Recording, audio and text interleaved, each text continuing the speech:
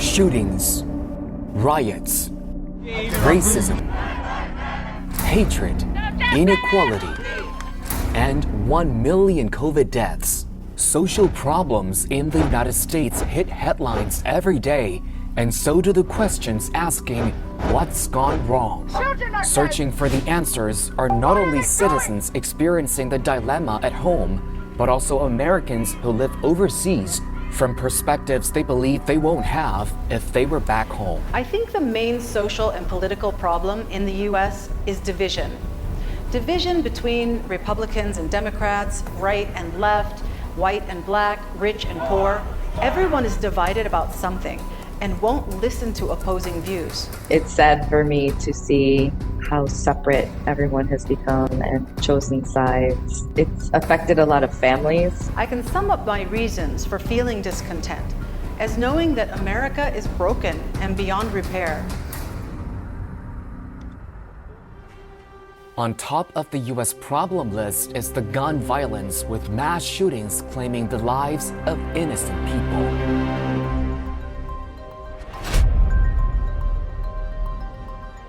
US citizens own 40% of all guns in the world, according to The Independent, and some are using them to kill their fellow citizens. And the number of Americans killed in gun violence keeps climbing. The more gun killings that happen, the more guns Americans buy for defense. Now, there are more guns than people in the United States, according to CNN. Another issue is the easy access to firearms. The Europeans and French are also wary of the safety in American cities. I've had colleagues tell me that they were worried about their children studying overseas in the US. Every gun-related tragedy ends with a call for gun control, but is only answered by more gun-related crimes. For Americans living overseas, serious crimes in their home country are quite worrisome when compared elsewhere in the world. Crime is much lower in Cambodia. More serious crimes are much less frequent than in the US. I think that the crime rates in the cities of the US are quite a bit higher. Worsening crimes are just one of the reasons for US citizens to leave their homeland and pursue their American dream outside of America. And in their new homes, they find a different life. I have access to quality medical care that I can afford in Cambodia. A few years ago, I had a knee injury, and I went to a high-standard hospital where the doctor's consultation and MRI scan cost around $200. I can't even imagine the thousands of dollars it would have cost in the US. If you live in a poor neighborhood, your education is not as good as if you live in a rich neighborhood, just because of the way the education system is funded. So that also makes it more difficult for students or when they graduate to have access to higher education, good jobs. Some overseas Americans say only after they left the United States could they describe how uneasy the life people living back home is. I can live comfortably on $1,500 US per month in Cambodia.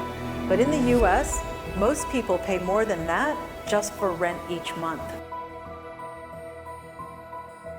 If I have a health problem here, I can go to a public hospital and whatever, get some attention. But there I can't even go to a hospital because I don't have insurance there. Americans don't feel secure. They live in fear of a medical emergency or losing their job, even if they hate that job. Most Americans are living paycheck to paycheck and mired in debt.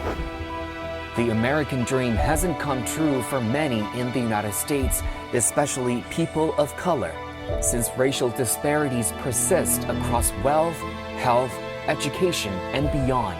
Nearly 6 decades after Martin Luther King Jr. delivered his world-known "I Have a Dream" speech, racial equality is still a far reach in the United States today. We have a long history with racism, which is unique to our system of slavery in the past. So a lot of our ways of life are based on color, and that maintains influence today? Class in the U.S. is marked by race, so that mostly means black people, and I think to a different degree Latin Americans. Systemic racism, it affects all parts of life. What I mean by systemic racism is that the racism and the views towards racism have been long-standing for over a century, that it has hindered people from living where they want to live, access to jobs, access to a good education for their children. In the United States, racism kills. I cannot breathe. You just a grown, you're a tough guy. But around the world, the United States launches wars and actions in the name of human rights.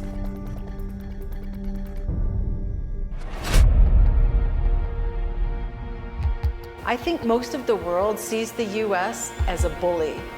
They see it as interfering with other countries, using terms like democracy and human rights. But it is a hypocrite and fails to uphold these values itself. And it has been for centuries. And the groups tend to change, whoever the US is in conflict with, and those people are targeted. During 9/11, it was Middle Eastern. It's a systemic problem that's been there in the US for many years. Most foreigners in Cambodia don't trust the US and feel that there is a hidden agenda behind its actions and policies.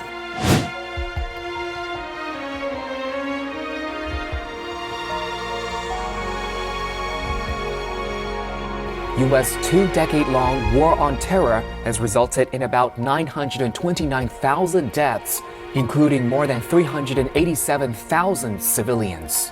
While many Americans have problems with affordable education, healthcare, and housing, the US administration paid as much as over $8 trillion for the post-9/11 wars worldwide. All these social problems are followed by questions like who should be held responsible and if the US-style democracy is a solution.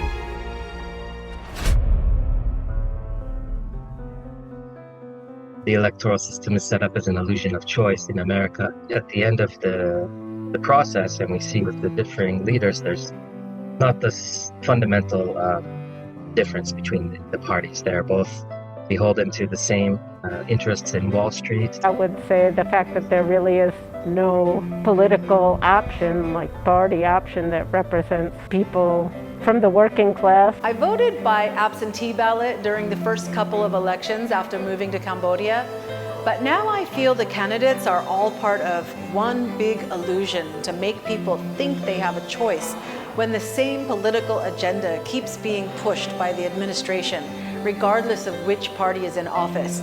So I don't vote anymore.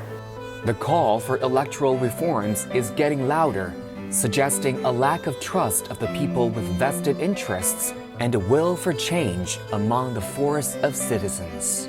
There are too many institutions that are enslaving the citizens.